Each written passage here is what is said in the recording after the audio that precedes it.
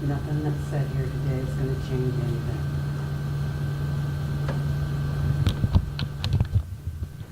If God is with you, who can be against you?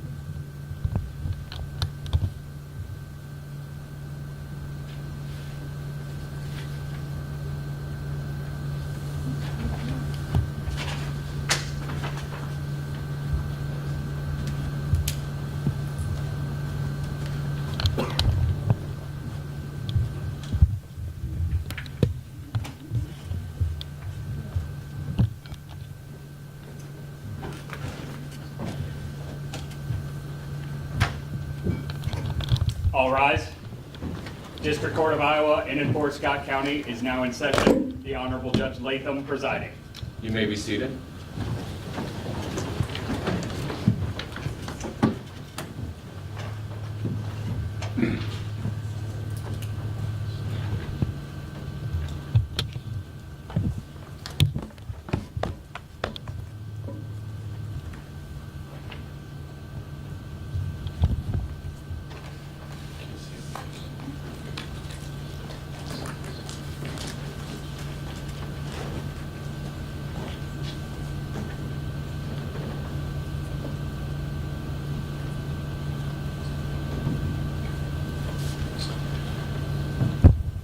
We are here in the matter of State of Iowa versus Christopher Lee Behal, case number FECR 437419.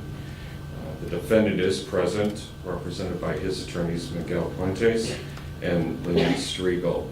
The State of Iowa today is represented by Assistant County Attorney Brett Larson. The record reflects that after a jury trial, the defendant was found guilty on 2 counts, that being under count 1, murder in the first degree in violation of Iowa Code Section 707.2, paren 1, paren A, and also guilty under count 2 of domestic abuse assault with intent to inflict serious injury in violation of Iowa Code Section 708.2A, paren 2, paren C. At that time, the court requested that a pre-sentence investigation report be prepared, and this matter was set for sentencing today. I can see that we have a lot of individuals in the courtroom. I would ask that everybody maintain their decorum within the courtroom. This court will not tolerate any outbursts during these proceedings. If anyone does, they will be removed from the courtroom. Mr. Puentes, have you had the opportunity to review that pre-sentence investigation report with your client and yourself? Yes, Your Honor. In this case, an abbreviated records check was ordered, and it was reviewed with the defendant in full. After having done so, he identified no errors within the document. Thank you. And Mr. Larson, have you had the same opportunity? I have, Your Honor. The state has reviewed the abbreviated pre-sentence investigation that was filed in this matter, and the state would offer no corrections, additions, deletions, or any modifications. And Mr. Puentes, are there any motions pending or any reason why I should not proceed with sentencing at this time? No, Your Honor. Thank you. You may proceed on behalf of your client. Thank you, Your Honor. As it relates to these types of sentencings, they're always very complicated for a number of ways, but specifically as defense counsel, I could sit here and sort of wax poetic about a recommendation, but it frankly wouldn't do any good. The legislature has made it very clear what the penalties are in a case like this, specifically a Class A felony in this state. That is a term of life without the possibility of parole. It's unlike any other punishment codified in the law. It is, in essence, a life for a life. That's the way the legislature wrote it, and that is the mandate on this court. The only discretion the court does have is as it relates to count 2 in relation to count 1. Certainly, regardless of this court's order, a person cannot offer this court or the correction system more than his natural life, which is already being ordered of him in count 1. Therefore, I don't think that it is necessary or reasonable to run those matters consecutive. That's my only ask today. I guess I should say one other thing. I don't know that the court has the authority to do it, but to the extent that you may either recommend or direct placement, we would ask that the court place him at Clorinda, Mount Pleasant, or Fort Dodge. That would be my last ask.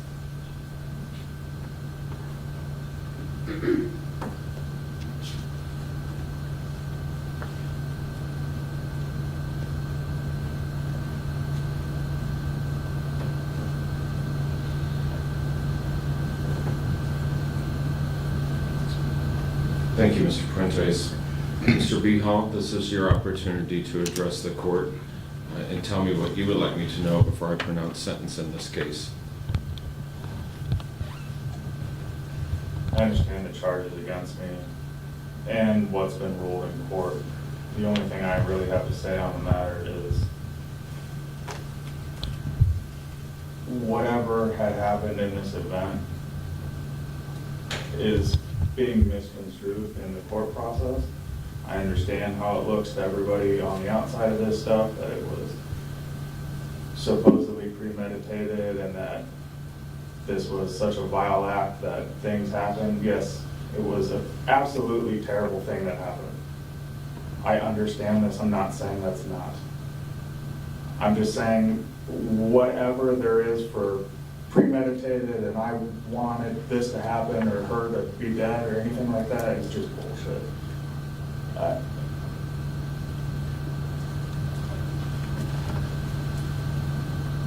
I don't know what the fuck happened that night.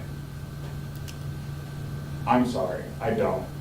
And I'm sorry that she's gone. There's nothing I can do about that.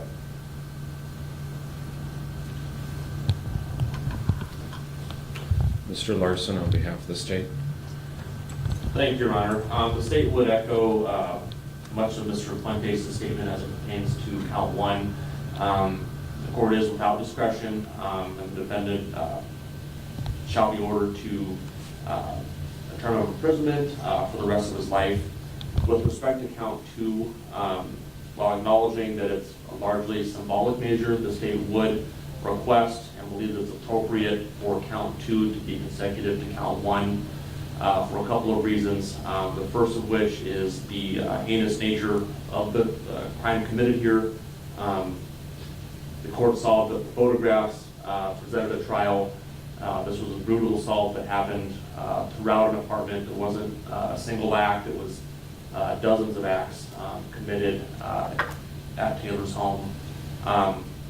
Secondly, consecutive sentence gives it acknowledgement to the fact that this wasn't just a murder.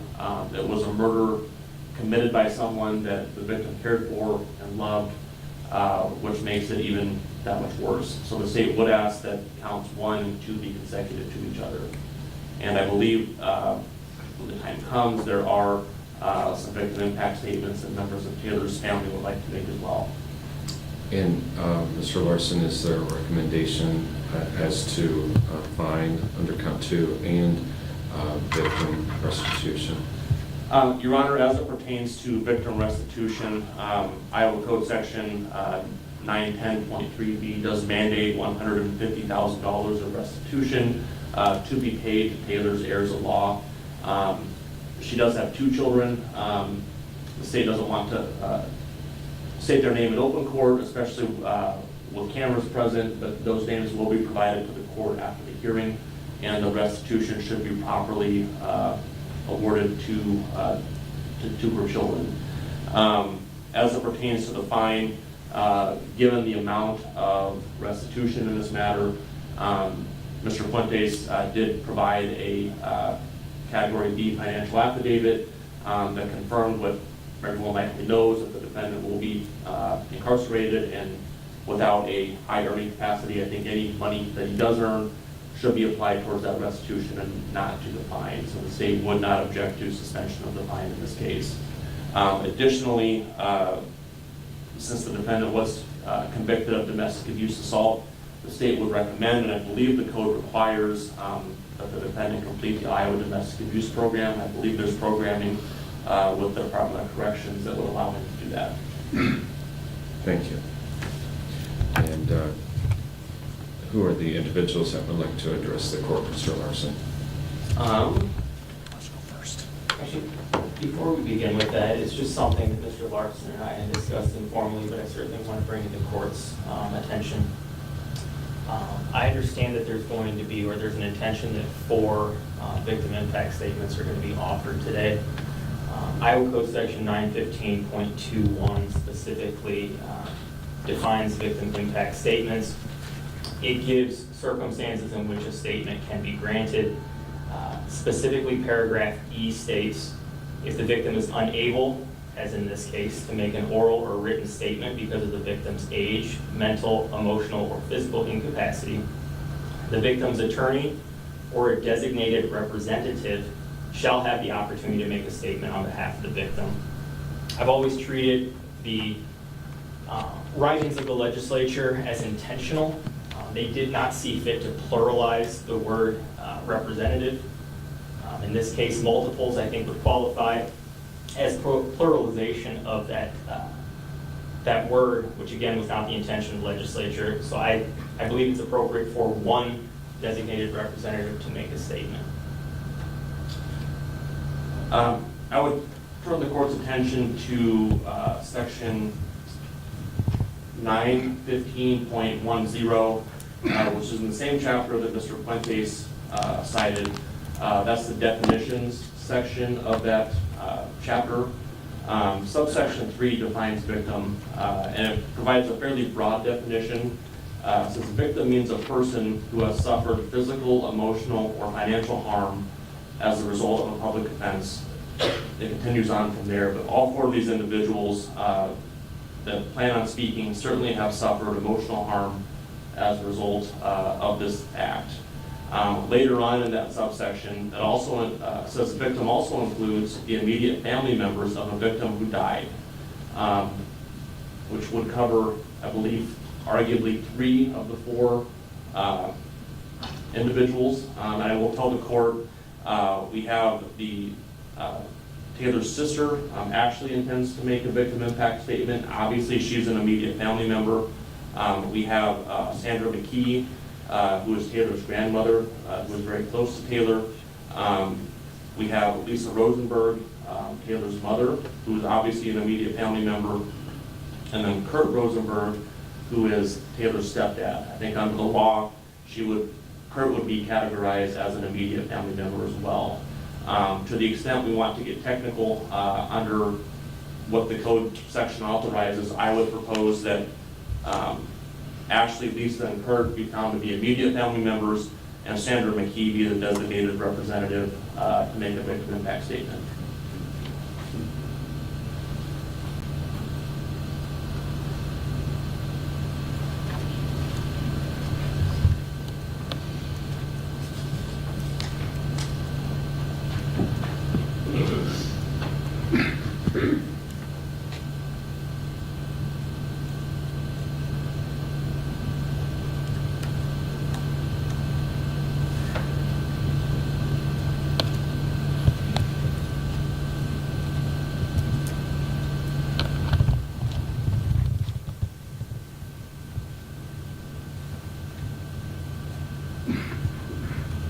Mr. Puentes, I understand your argument, but I believe that we must be controlled by the definitions provided by the legislature as well. I believe Mr. Larson's argument supports that, and I find all of these individuals to be within that classification in the definition of victim included in Iowa Code Section 91510. Subparagraph 3. You may proceed, Mr. Larson. Thank you, Your Honor.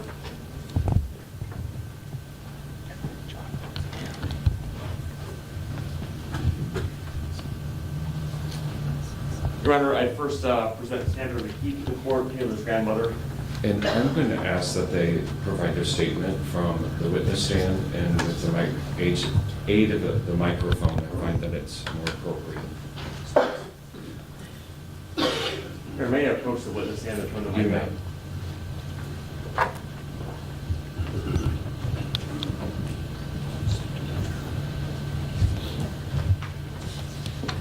My name is Sandra McKee, and I'm the grandmother of Taylor McKee Escontrias. I will never forget the events of Thursday, March 14th, 2024. While grocery shopping, I received a phone call from a number I didn't recognize. I let it go to voicemail, would take care of it when I got home. Upon pulling up into my driveway, I was approached by 3 men as I was getting out of my car. One was wearing a clerical white collar, and I knew at that moment my heart sank. Taylor Lee was my youngest granddaughter. We shared the same middle name and had daily calls or texts for the past 7 years, few exceptions, since her grandfather, Manny, as she affectionately called him, had passed away. We both lost a man that we loved dearly, so she called or texted daily and asked, "How are you today, little lady?" I think we both needed those check-ins. Although they have stopped, I still wait for my phone to ping. I know that I will never receive another text or call from her again, and that brings me such heartache.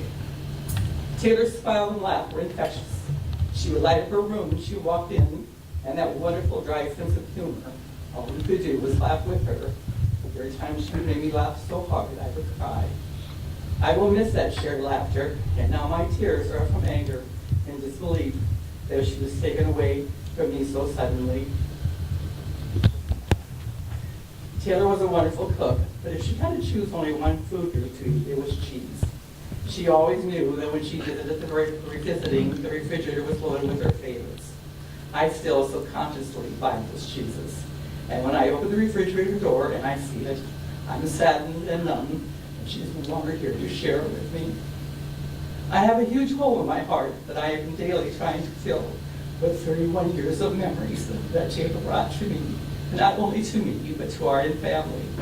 I know it will no longer be filled with new memories because of the gruesome actions of March 14th. I have to lean on my good times and try to erase the visions I have in my head of what my Taylor Lee endured. Our family dynamic is forever gone. We will no longer have Taylor's bright soul at our holidays or family gatherings. We will now have to find ways to honor her and to go on with heavy hearts. The only comfort from this heinous crime is the fact that he was with her Manny, walking with him in heaven and watching all over us. The day I met Chris by Behal, he came to pick up Taylor at my home to start a new chapter in their lives. As they were leaving, I said to him, "Promise me you will take care of my granddaughter. She is precious cargo." He looked me in the eye and said, "I will."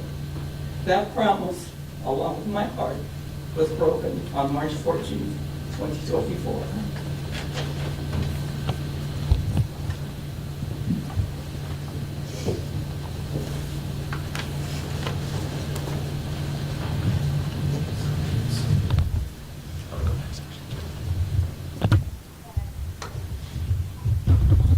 Your Honor, this is Ashley McKee.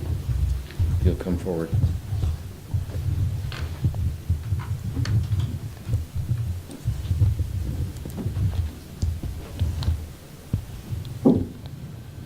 Your Honor, my name is Ashley McKee. And I'm an older sister to Escontrias. Sorry. I'm here today to speak on behalf of my sister and the devastating impact her murder has had on my life and the lives of those who loved her. Taylor was not only my little sister, she was one of my best friends. Even though we lived in different states, we talked frequently. It didn't matter what was going on in our lives, we could always count on each other to pick up the phone, to laugh, to vent, to just be there. Now there's a silence in my life where her voice and laughter used to be is deafened. I can't pick up the phone and call her anymore. I can't hear her laugh. I can't comfort her when she's hurting. I can't share the everyday joys or frustrations that we used to bond over. That part of my life, of our life, is gone. And it was taken in the most violent, senseless way imaginable. The pain of losing her is something I carry with me every day. Birthdays, holidays, even just waking up in the morning, I'm reminded that she's no longer here, that her life was cut short by someone who claimed to love her. There's an ache that doesn't go away. She was only 31 years old, young, vibrant, full of life and plans. She had dreams she didn't get to fulfill. She had people she didn't get to say goodbye to. And most painfully, her final moments were likely filled with fear, inflicted by someone she trusted. That's something that keeps me awake at night. This isn't just a crime against my sister, it was a crime against everyone who loved her. Our family, her friends, the people who saw her light and warmth and kindness. Her future was stolen. Her dreams were stolen. And so was our chance to grow old together. To watch each other's lives unfold. I hope the court considers the irreversible damage this has caused, and not just the life that was lost, but the lives forever changed because of it. Nothing can bring my sister back, but I ask for justice in her name. My baby sister Taylor deserves at least that. Thank you.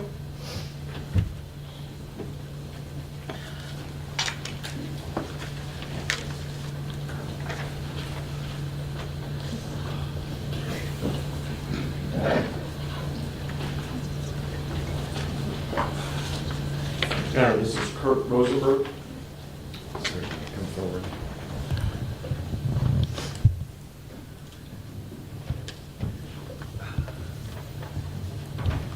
Well, it's really hard to try to keep your composure doing this, okay? I just want to kick back with what you started with about, like, you didn't know what happened. Just Taylor had texted somebody and said, if I'm dead, you did it. Something was going on there. That's just feeding back to what you just commented on. But anyway, November 9th was the day you came over. It was the first time we'd met you. And it was the only time we'd met you. I remember that date because November 10th, me and Lisa, Taylor's mother, left for Florida. I remember giving you a hug and shaking your hand and telling you, please take care of Taylor. And when you left that day, and then March 14th is when we got that call that you had murdered Taylor. But all your documents and everything is under March 13th. That's my birthday. Sucks, okay? And it just tears my head up. It's bad enough. It's bad enough when somebody passes away, never mind a family member, but the way Taylor passed away was very brutal and vicious. We can't even wrap our heads around it. We really can't. It's fucked up.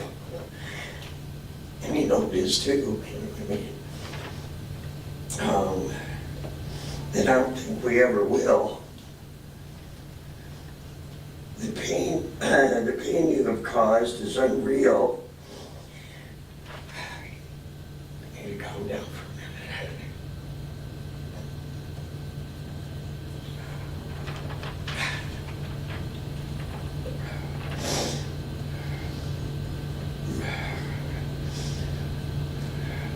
The pain it is caused is unreal. You took Taylor's life away from her. You took her away from her kids and the rest of our lives and her right to succeed. She could have succeeded and done something and did something with life, as you too. As I'm sure your parents probably thought too. You know? What she wanted to do in the future, you know, and the family of Taylor is hurting hard. Her mom, her dad, her sisters and brother, and me and Taylor's stepmom also, and the grandbabies, you know, and their children will never see her again because of you. And my job as a husband is to take care of my wife. You fucked her up. I can't fix it. I can't fix her. It's bad. She goes through it every day. I see her hurt. And I don't know what to say to her, what to do to make it better. And it breaks my heart.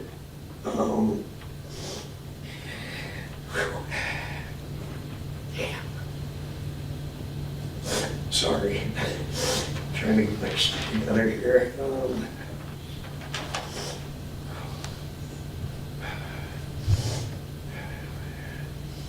And it's killing me inside, Chris. You went looking for that bat. You went looking for it. You knew what you were going to do. To me, I know what you say when we sat through court. But you said you went over there and it wasn't there, and you went over there and it wasn't there. So how can you say you didn't know what you were doing? I can't wrap my head around that.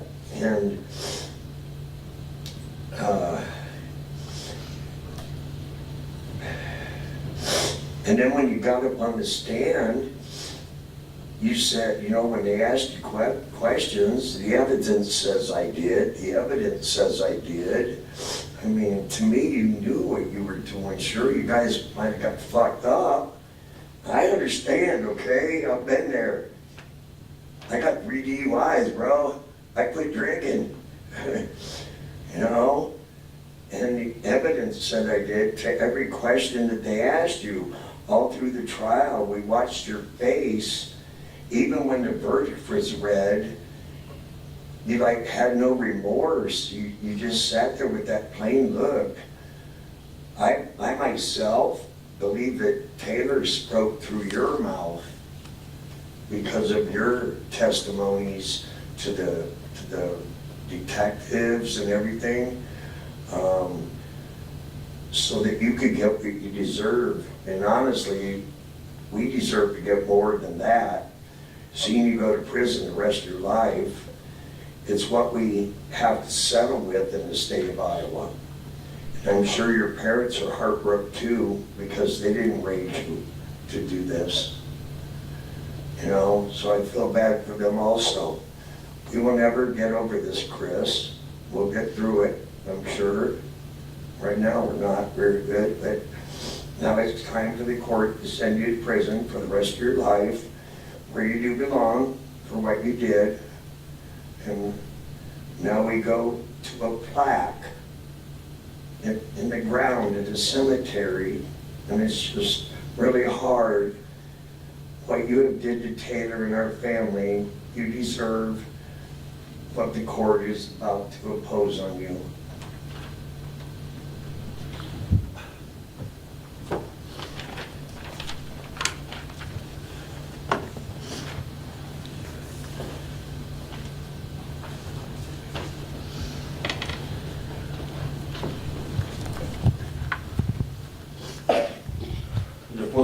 Your Honor, this is Lisa Rosenberg, Taylor's mother.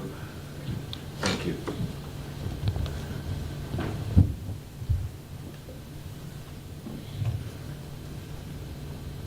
Who is that?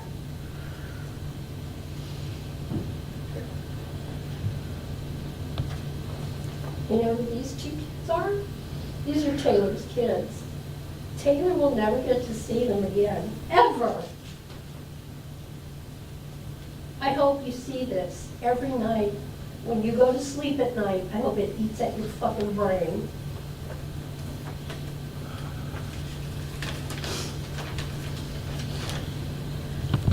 Words cannot describe the numbness, the sadness, the pain, and the anger you have caused.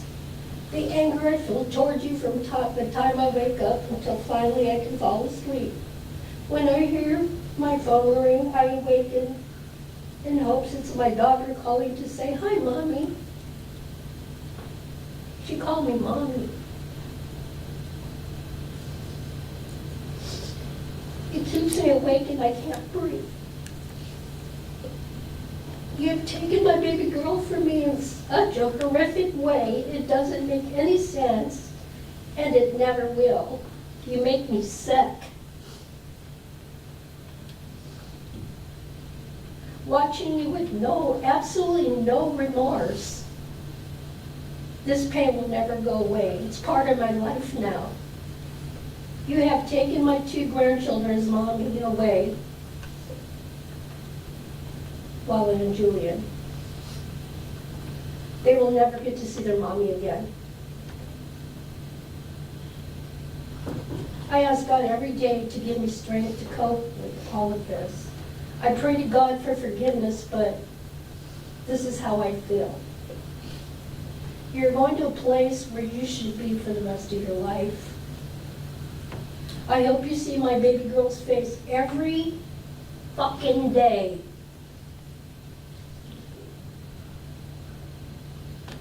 I also hope you reap what you sow. You're a cold-blooded murderer.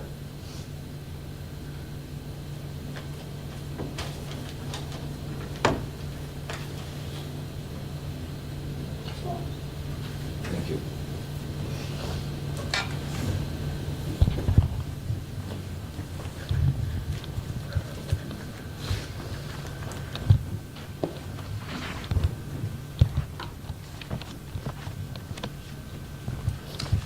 Mr. Behal, because you have been found guilty of a Class A felony, that being murder in the first degree, in violation of Iowa Code Section 707.2, paren 1, paren A, I have no discretion.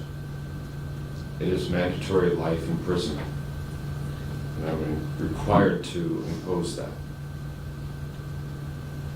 You have limited criminal history, but it must be imposed, and I do find that it is appropriate based on the nature of the offense and the evidence that was presented during the course of the trial.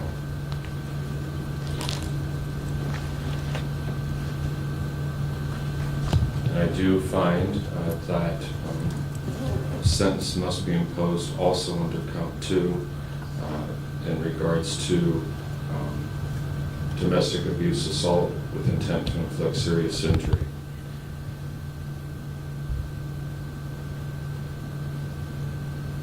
And to be quite honest with you, this must be imposed for the protection of the community.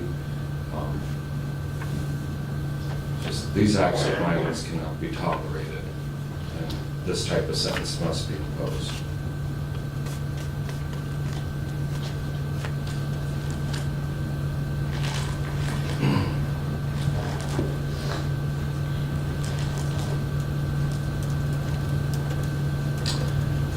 Pursuant to the jury's verdict of guilty under count 1 to murder in the first degree in violation of Iowa Code Section 707.2, paren 1, paren A,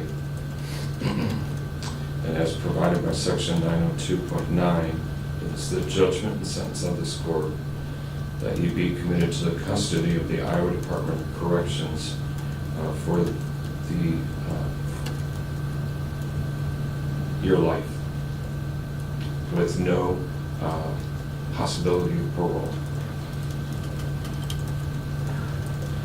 Pursuant to the jury's verdict under count 2, under the charge of domestic abuse assault with intent to inflict serious injury in violation of Iowa Code Section 708.2A, paren C, and as provided by Sections 902.3 and 902.9 of the Code of Iowa, it is the judgment sentence of this court that you be committed to the custody of the Iowa Department of Corrections for a period not to exceed 2 years, and that you pay a fine of $855. I will suspend that fine. There's also a domestic abuse surcharge of $90. DNA testing will be required on both offenses. In addition, there will be victim restitution ordered as provided under Iowa Code Section 910.3B in the amount of $150,000 to the heirs of the victim.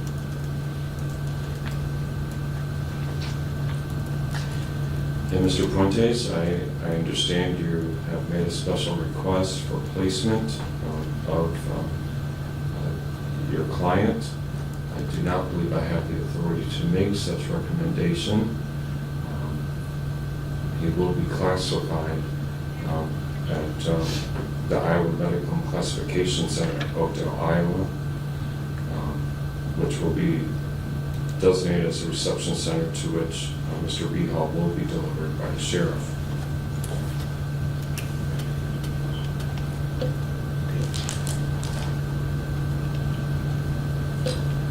And as to Category B restitution, Mr. Puentes, do you wish to address the court on that?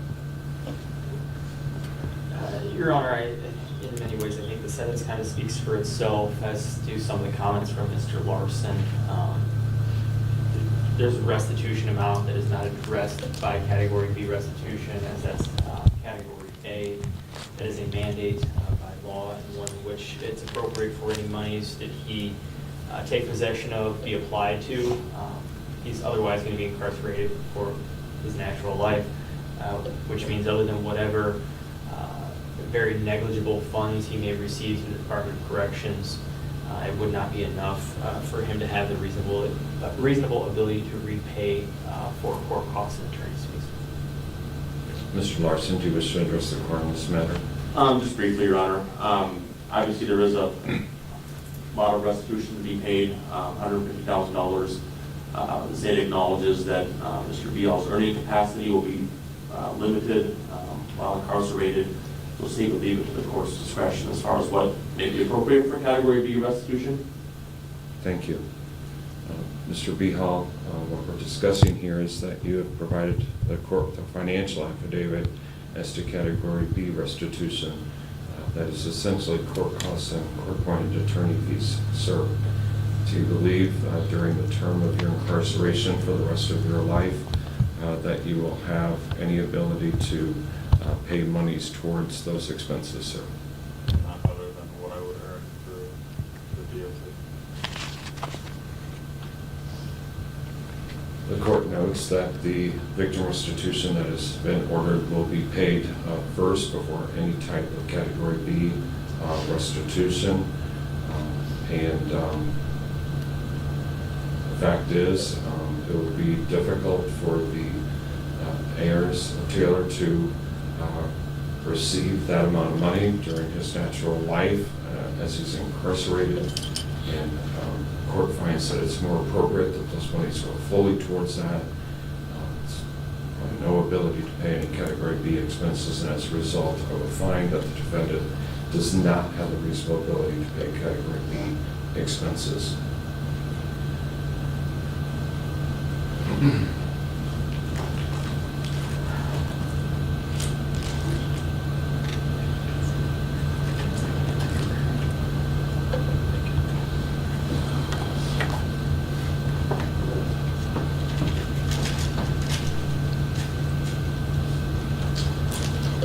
court has taken into consideration the arguments made for concurrent and consecutive sentencing. The court determines, due to the nature of these offenses and the elements of each offense, that it is appropriate that these sentences run consecutive to one another, and I will order the same. Sir, as you've been found guilty as a result of a jury trial in this matter, and now that you've been sentenced, it is my duty to advise you of your right to appeal. Under Iowa law, you have the right to appeal your conviction and sentence to the Iowa Supreme Court. In order to do so, you must file a written notice of appeal with the clerk of this court within 30 days from today's date. Failure to file such notice of appeal in that fashion will be deemed a waiver of your right to appeal. In other words, you will lose that right. If you think you want to appeal but don't think you can afford an attorney or transcript to these proceedings for that purpose, you have the right to make application with this court for court-appointed counsel and a transcript to these proceedings, all at the expense of the state of Iowa. Just be aware, all this must be done within the 30-day time limit that I've just outlined. I'm sure if you have any questions concerning that right, I'm sure your attorneys will be happy to discuss that with you. I'll acknowledge receipt of any pre-sentence investigation reports that have been printed for the purposes of today's sentencing. And as this is a forcible felony, there is no appeal bond. Minimus is issued immediately. Has the court failed to address anything? Maybe I missed it, but under count 2, under sections 708.2B and 708.2A subsection 10, I think the Iowa Domestic Abuse Program needs to be ordered by the court. Mr. Larson, I understand that. Actually, the appellate courts determined that the court does not order that when they're incarcerated. Only if they're on probation, it's up to the Department of Corrections to handle. Okay, there's nothing further. Thank you. Thank you. Nothing from us, Your Honor. Thank you.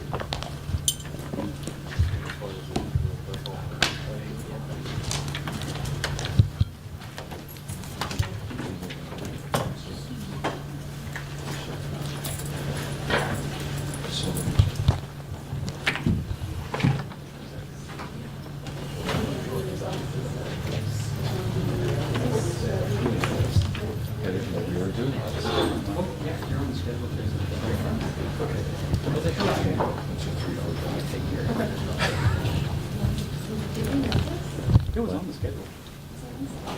I guess I missed it.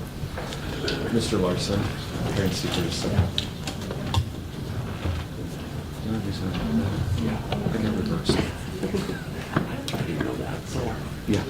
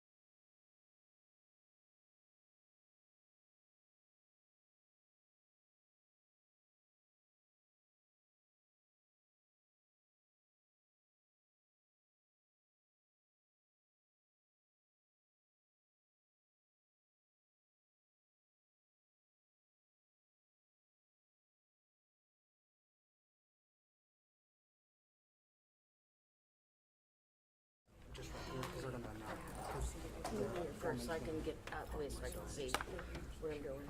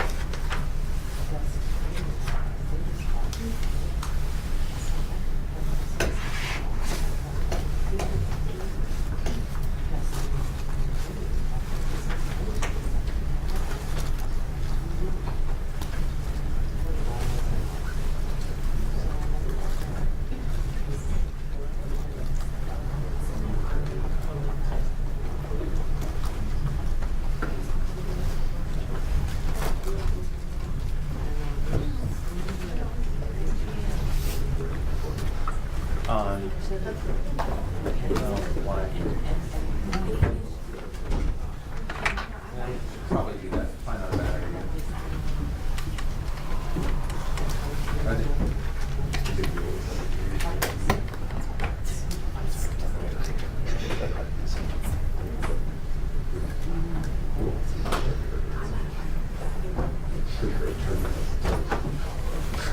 Yeah.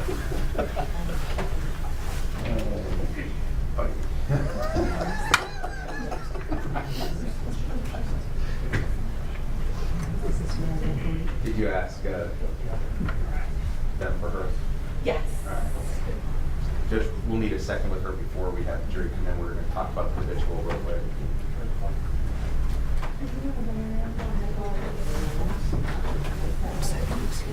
Hey, Tom.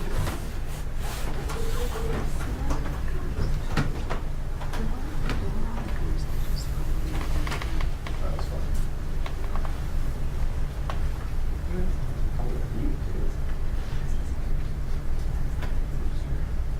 That too. I believe some of them are staff that worked on the case. That's your lot. Detectives. About some of the women, but I believe that they're either civilian or police staff that worked on the case.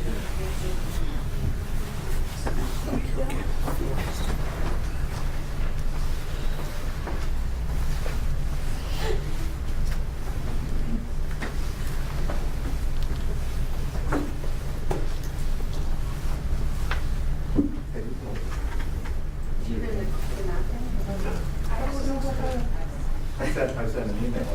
I stuck my head in looking to see if you were there, and Shannon was there. I said, it's like a drinking faucet. I mean, I've been in my office for 10 minutes and I want to kill somebody. I mean. That's why I figured I'd just say it. I'll probably say that. That's actually would pay, but that's somebody else would.